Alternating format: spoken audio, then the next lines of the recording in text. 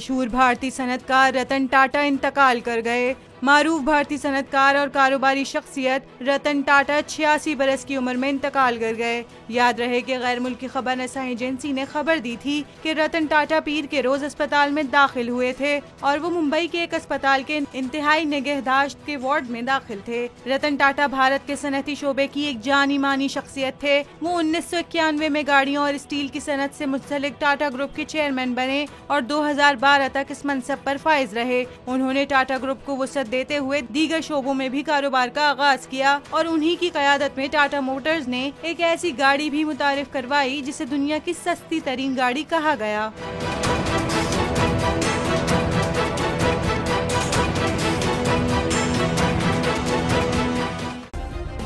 Subscribe करें और bell दबाएं ताकि कोई खबर रह न जाए।